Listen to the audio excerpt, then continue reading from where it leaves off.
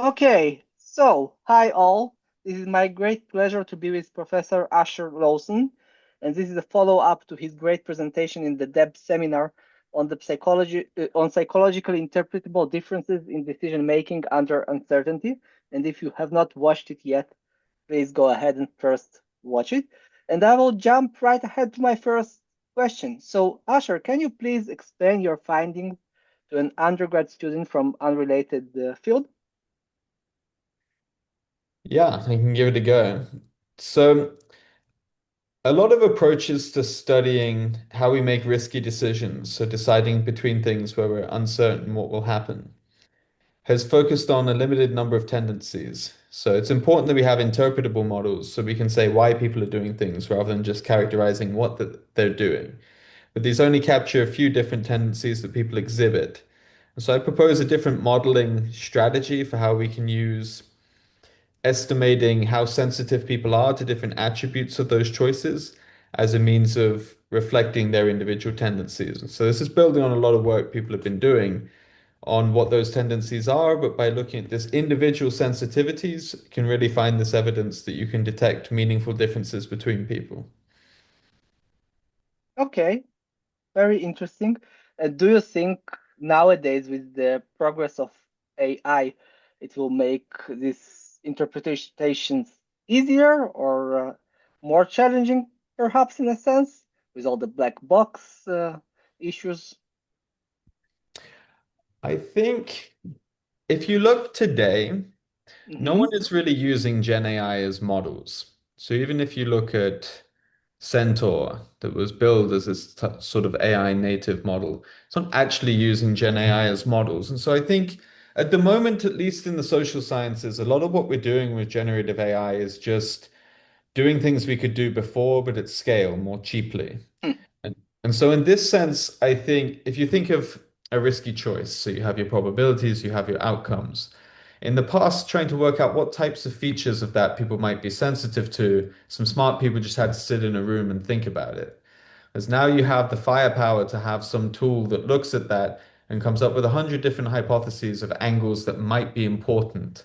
That's the LLM, and it can also code them at the same time. So if we want to say, how attractive is this gamble from the perspective of someone who's worried they'll feel angry if they missed out versus they'll feel sad if they missed out, because maybe some type of differential in payoffs is going to drive anger versus sadness.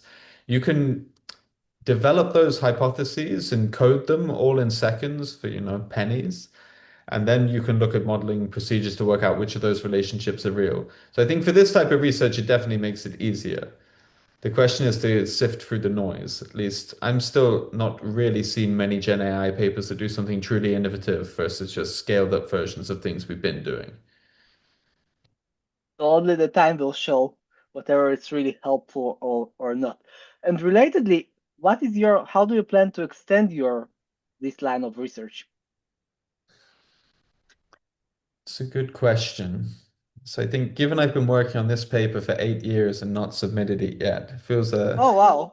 it feels like I'm getting ahead of myself if I talk about extending it. I think more broadly, what I really like about the Beast model, so I'm not sure if I'm Hmm. still talking to undergrads here. I'm going to assume I'm not. What I No, really like about the Beast model is the different features it invents, right? Rather than just having one doesn't invent, estimates, is the basic philosophy of how attractive is this gamble from the perspective of someone who's trying to minimize risk. I just really like that as a philosophical approach to looking at a problem. So if you think combining this with this random slope methodology, you're not even limited to risky choice. As you think about why does anyone decide between two options?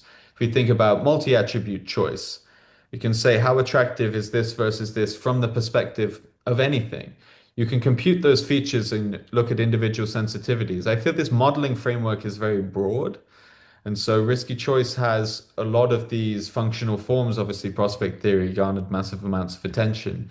But in principle, the combination of coding some things from some perspective and putting random slopes on them, I think can be very broad. And so trying to see another area of decision making where it could really add value, that would be my most obvious next step.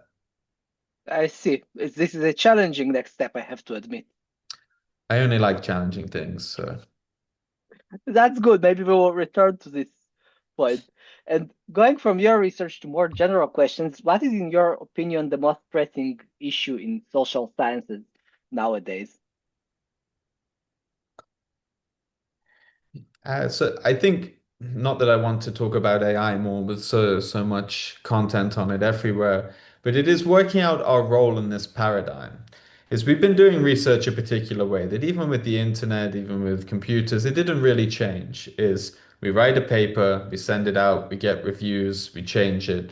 The humans really driving things. We got a bit higher up in the execution layer. You know, at some point, people are putting pieces of card into a computer. And so you get a bit more distant.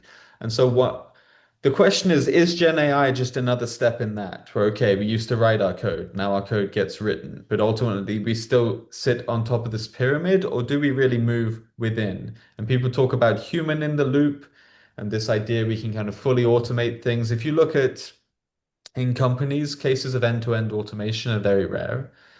So we can pump out a lot of mediocre quality stuff very quickly, that's clear. But understanding really where should we sit in that value chain to truly add value? I think that's the question. And right now we have a lot of people asking that question. You think of can the AI create hypotheses and we refine them? Can we somehow do these complex multi-stage things? At the moment, I've not seen something that's the clear dominant paradigm.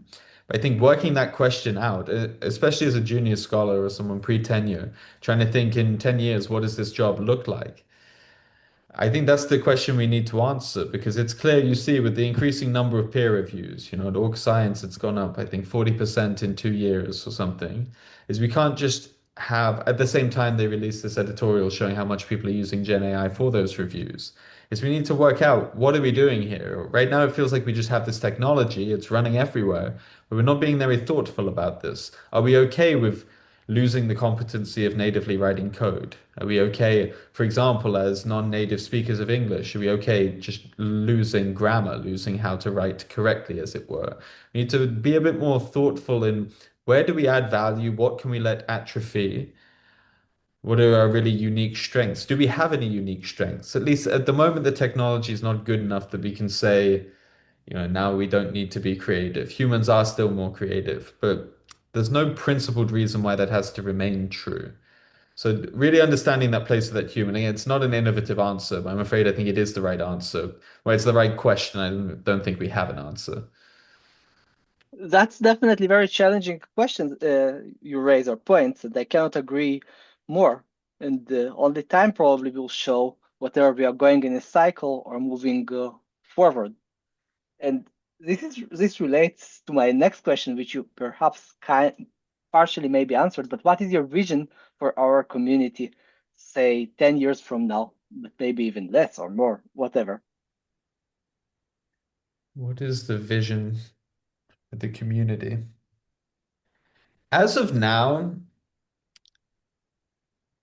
I've come to view Gen AI as just another step removed from the execution of tasks. It's still possible that the technology gets, you know, 10 steps better and it really is paradigm breaking. But as of now, in 10 years, I still think we'll be writing papers. We just won't be writing code. We'll be good at prompting LLMs to write code and to run ensemble sets of agents or whatever the new term is by that point to do these tasks. And it's almost, you know, at some point, you know, when you write in Python, you're not actually executing Python script, right? It's just like another language of prompting that's sitting above Python, that's sitting above C or whatever. The moment that is where I see us, that we'll still have to be coming up with these ideas, but with a lot of back and forth with these Socratic agents, with a lot of help on the execution. In 10 years, that's still the vision that I see.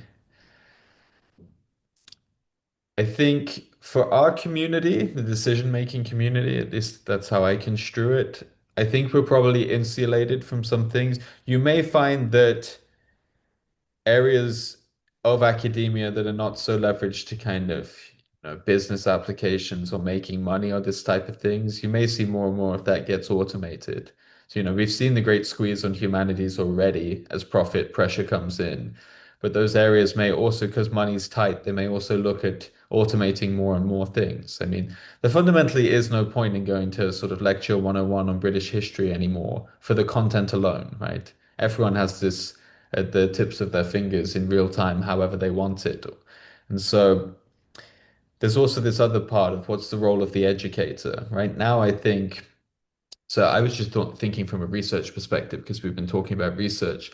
In terms of being educators, I mean, we saw in the pandemic, everything moved online and then everything moved back offline because at least our generation still have this fundamental preference for the human, the in person, the flesh and blood. Now, the question is, are the AI natives, the kid that's born today and has ChatGPT put in their Barbie doll, did they actually differentiate between, well, we're on Zoom, this interaction and actually being face to face? Do they even prefer to be like this because they're more in control? That I don't know. And so the future of education, if that desire for face to face education is just an artifact of our experiences as children rather than something innate, then the model of the education, the pedagogy side may change more. But on that, I don't know. I want to believe it is fundamentally human to want to be face to face with other humans because we're animals after all.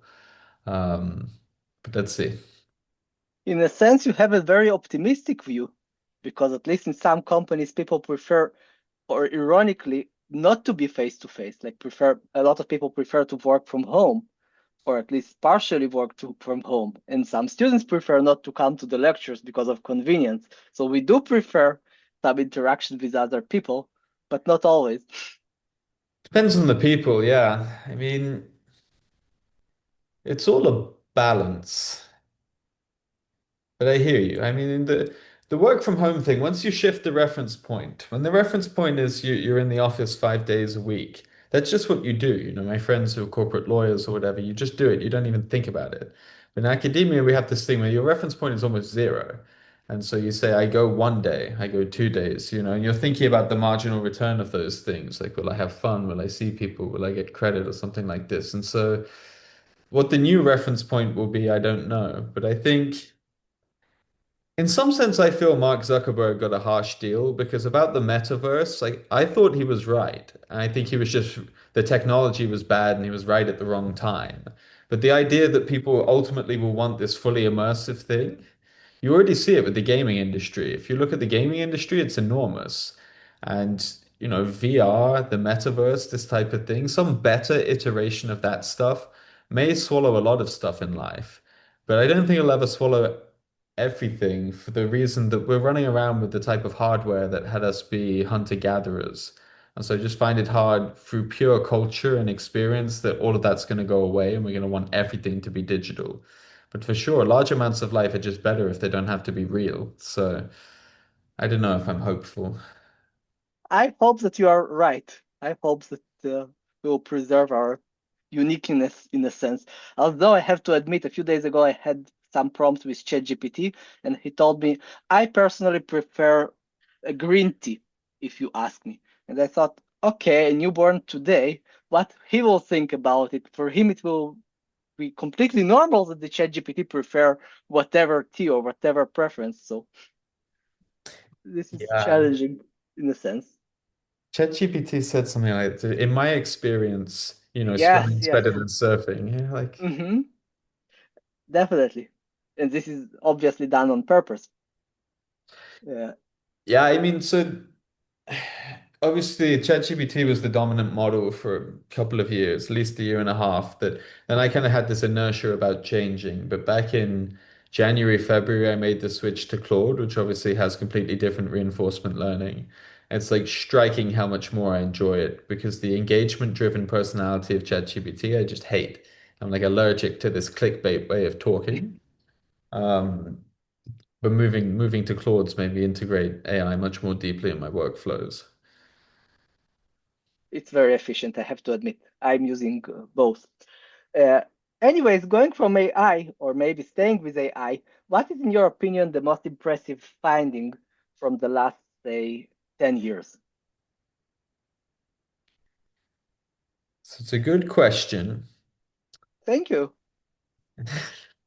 I'm just stalling. Um, I think I don't have an answer to that. And the reason is twofold. One is I think due to publication pressures, we're just doing less interesting research. You have CVs where people publish a million A's, and if you try and drill into what that person's real contribution to the literature is, it's just not clear. And that's not me being kind of jealous. I think we're all culpable of this. We rationally respond to incentives. But if you look at people who are actually taking 8, 10 years to write a magnum opus now, it's pretty rare, even among seniors from this sort of survival bias type thing. And the other point is, it's just hard to say what a striking finding is now. So, like I was talking about all these Gen AI papers. Right now, it's a gold rush where everyone wants to be that thing that's cited 20,000 times for saying something obvious. Like, I remember in undergrad, I read this 1958 management paper that says something like leaders have feelings. And it's like got 30K citations or something. And retrospectively, it's like, of course, but at the time, it clearly wasn't obvious. And so, in the last 10 years, I think we just don't know. In the last 10 years, what's really changed? Like paradigms, I mean, I guess you have to say the Transformer paper, right? Not that that's in our field of decision making, but if you look at papers that have turned AI into something that are palpably changing our life, I mean, maybe you would say something about computer vision, but I think we just see less of what those systems are doing for us. But in decision making, every decision made, we're all still citing Kahneman Tversky from the 70s, right? Cases where, people are built on Kahneman Tversky, and of course they have their detractors. But cases where someone's really said, representativeness is false. We got this new, better thing that's more parsimonious and more predictive. Find me those papers. I'd love to read them. So I'm going to stay on the fence for that question. That's a completely legitimate answer. Thank you. And tell me, please, I see that you're in a great shape, and I also see a guitar behind you. So my next question is, how do you manage to find a work-life balance, if at all? So I like to be productive. I'm not doing sort of LinkedIn hustle culture, whatever, but I just need to kind of stay busy. So I work a lot, but not long hours. I work very intensely. So typically I'll wake up at 6, Oh, work wow. work till I have no kids, I have no family, so I mean I'm not prescribing this for people, but I normally wake up at 6, work till midday, have lunch, then maybe work, I don't know, 12:45 to 4, work out for an hour and a half, relax a bit, I don't know, read something. And then I work out so intensely, I always have to end my days watching terrible cartoons because I'm completely brain dead. So, like, I will watch Family Guy or whatever, these terrible things. So, in terms of work-life balance, I think I have good work-life balance. It's more just like work hard, play hard. I have very little downtime, but I think you're able to achieve a lot through just being organized. I'm good at not procrastinating because I just like to finish things. Like I have to do this work. I know if it's done, I get to do something else. So like, why am I going to kind of dawdle around here? Um, I don't know if that answers the question. Work-life balance. In grad school, I would say I didn't really have any work-life balance. But the problem with academia, in my opinion, is you tell yourself, I will not have balance now because in the future it will be better. So it's worth sort of locking this in because life is convex, that my payoffs will be greater. And the question is, when do you get to start enjoying the profits, So I think in grad school we have this view, I'll just work hard till I get a job. Then it's just work hard till I get tenure. Then it's full. And then so you have this hedonic treadmill that I can't do anything about this, but I believe I should work less. But I'm powerless to change. But in grad school, I mean, the pandemic came halfway through my PhD, or like I was a year and a half in. I just spent 2.5 years analyzing data alone at home and never looked back. Well, but what you mentioned, it's the same not only with academia, but generally, let's say, with savings. When do you stop savings and when do you start to enjoy more of your life? Like you can save more today to have a better future, or the other way around. Yeah, it's funny this one because so like I grew up without a lot of money. So the second I started earning money, and also like you finished the PhD, so you feel you're a bit behind your friends, you're like really throwing everything into saving. And then I know compound interest is a big deal, sure, that's true. But then at some point you think, I spend €1,000 this month. I have an unforgettable trip with my friends.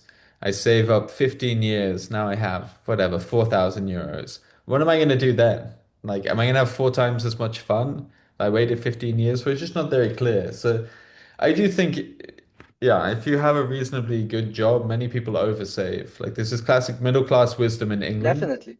is everything Hmm. goes in your pension, you need to buy a house. And I don't think either of those are necessarily good ideas. Okay, if you're going to be destitute in retirement, yeah, you need to put more money in your pension. But for many professions, your state pension will more or less cover it. And so then you might as well have fun. And buying houses, I mean, buying houses is like an instinct. If you want a garden and you want to customize it, maybe. But if you look at the financials, it's not very obvious you should buy a house. That's completely true. Yeah, it also depends on the fact that you mentioned that you, same as me, don't have kids. So I think your perspective may be changing when you have them. But yeah, I agree with you. Yeah, for sure. I mean, before if you don't have children, everything's option values, like you have so much flexibility in the world. It's why it in a way it's just a crazy decision to get a dog, right? Because you take like your life where you could as an academic, you take a life where you can on a Tuesday decide to do whatever you want, go wherever you want, and then suddenly you have this whole being. And for the returns of, again, I like dogs. I'm just saying yes. I take a lot of value in optionality at this point in my life.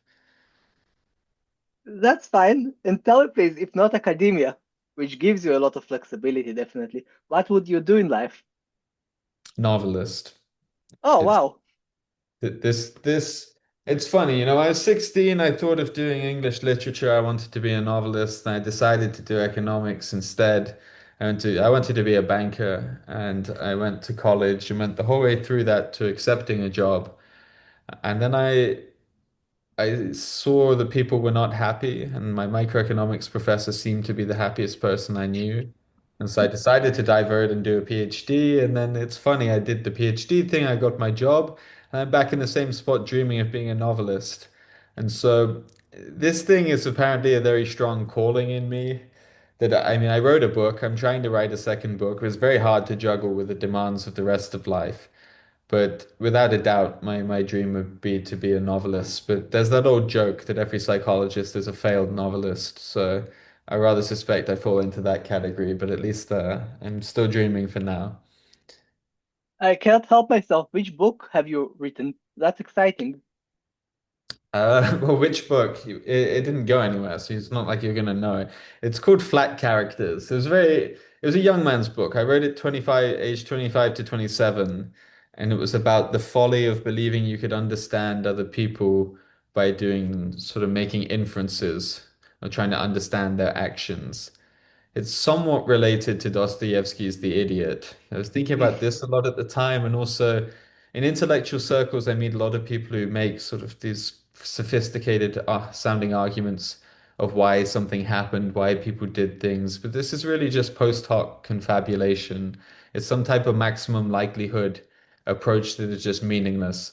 And so it's kind of rebelling against this, but the book you write when you're 25 is very existential, very angsty about the world. I then read Sartre's Nausea after and was like, this is just a 10 times better book. And so, then I just put my book in the closet somewhere, but it was good to write anyway. That's interesting. And tell me, please, which hobbies do you have besides writing books and playing the guitar, which I can assume? The guitar I only just got back into. So when I was a teenager, I was in two rock bands and I didn't play for a long time. And then this Christmas, to entertain my family, I just decided to play. So I've been playing for like 6 months and that's been fun. Um, Yeah, so I write the books, I read books. I've historically read very intense books. So, in a row, I read War and Peace and Anna Karenina and Infinite Jest. And at some point, I was like, I need to make this more of a relaxing thing. So at the moment, I'm trying to read more like, McCarthy, Mhm. Steinbeck, these types of books that are kind of more chill as a hobby. I go to the gym a lot. I ran a marathon in We January. can see. Wow, thank you. So lots of exercise. I mean, exercise has always been sort of the foundation of life for me. Like just have to do it to feel well. But it's very interesting that people either have the bug or not. The people who don't have the bug, they say like, "Ah, how do you how do you make yourself do that? Once you have the bug, you're like, how do you not? So lots of exercise, writing, reading. Guitar has been a very relaxing thing because I'm not very good. The problem with writing or reading is you end up in the same competitive thing where you're like, yes, so I read harder and deeper and then somehow you're not really so relaxed anymore. So that's when I try to bring some relaxation back. And I started playing FIFA again. So I bought a PS5, which again is sort of the mind-numbing balance to try and not be too intense all the time. And going back, that's impressive. You have a lot of hobbies. But going back to the research questions, how do you find your research questions to work on?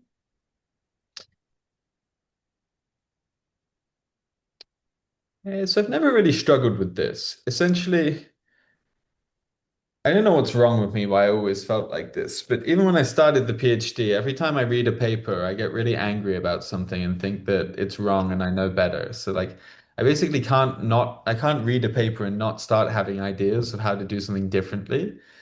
Um, so having ideas has never been the problem. But I remember my advisor, Rick Larrick, said to me once, it took me a long time to work out what a good research question is.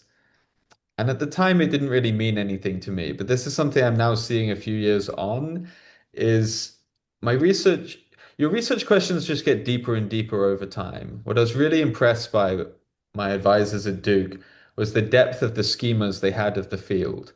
That they would suggest we did something, and it would take like 5 years for me to know the topic well enough to understand why it was a good idea. And so my knee-jerk questions come from thinking things are wrong. I've also had a few papers that where like I observed something. So I have this paper on mindless math that I really like, but no one else reads.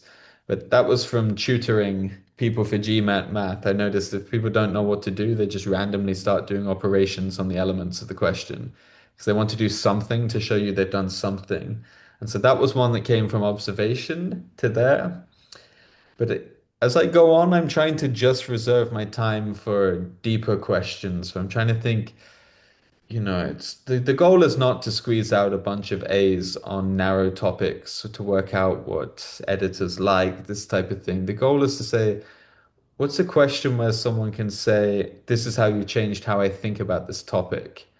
And so I've been trying to do sort of PCA on my own ideas, where I wrote down like 30 pages of every idea I had, and then I tried to summarize them into clusters.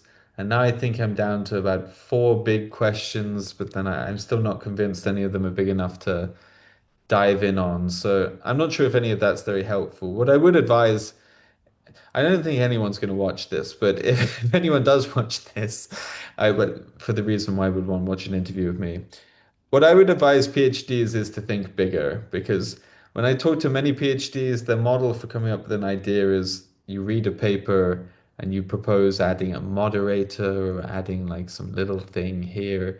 And I think no one's going to remember you for this, and it's very hard to differentiate yourself.